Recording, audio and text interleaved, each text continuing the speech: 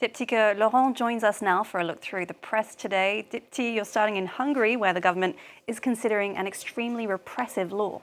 Yeah, that's right. There seems to be very little interest in many of the Hungarian newspapers, but one independent news site called Telex in Hungary has picked up on it.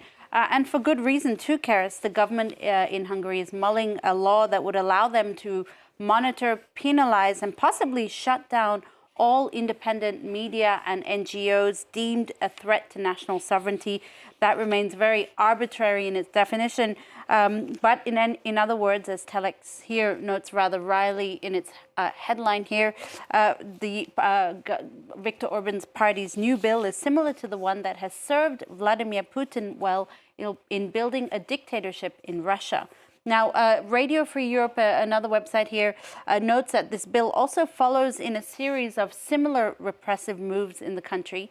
In March, Prime Minister Orban cracked down on journalists and politicians who receive foreign funding.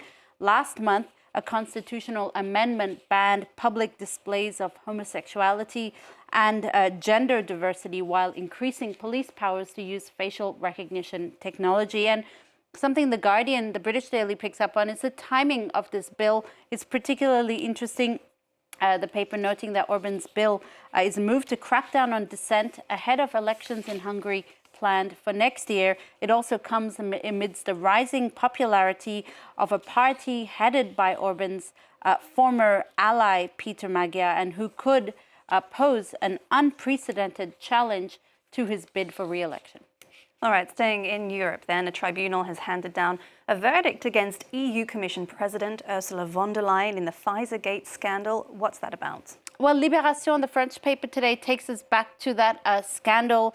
It came to light in 2021 when the New York Times published an article about the negotiations of the biggest ever EU contract with Pfizer. During the first few months of 2021, Ursula von der Leyen, the president of the EU Commission, exchanged several text messages and SMSs and phone calls with Albert Bourla, the CEO of Pfizer, in the negotiation for a multi-billion euro contract with Pfizer to provide vaccines against COVID.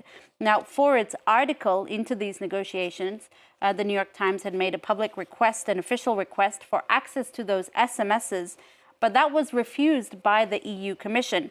The Commission has, over the years, offered various unclear explanations, first saying the messages had a disappearing function, then saying that they were deleted but not archived.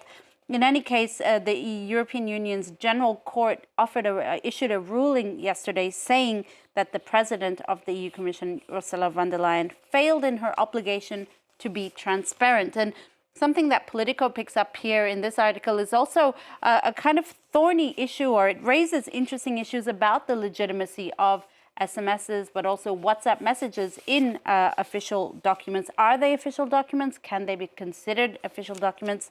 In any case, the judge's bombshell ruling, as Politico puts it, indicates that the Commission was wrong to deny access to the messages. For its part, the Commission has argued that the messages were too boring to count as documents, but the judgment suggests that these should be taken as official documents, and therefore the public and journalists should have access to these messages. But once again, the ruling is not binding, so there's no reason for anyone to, to be transparent in the future.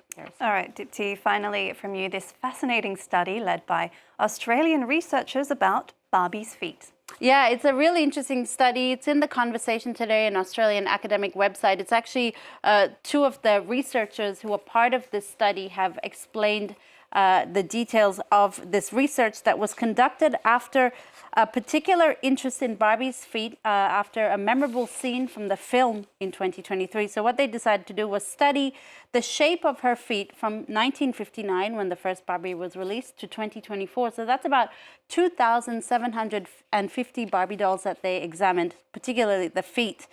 And basically what they found is Barbie's high-heeled feet became flatter over the decades. It suggests that this mirrors broader societal changes. So basically, Barbie ditched her high heels the higher she climbed up the career ladder. In the 1960s, all Barbies had tip-toed feet, but by the 2020s, only about 40% wore heels. And in particular, she ditched the heels as Barbie became more diverse, more inclusive, more athletic as well, but also as she entered more male-dominated fields. So there's a direct correlation between flat-footed Barbie and her emancipation from societal constraints. Finally, Barbie is free. Thank you for that, Dipti. Dipti Colon with the look at the press there. Thank you.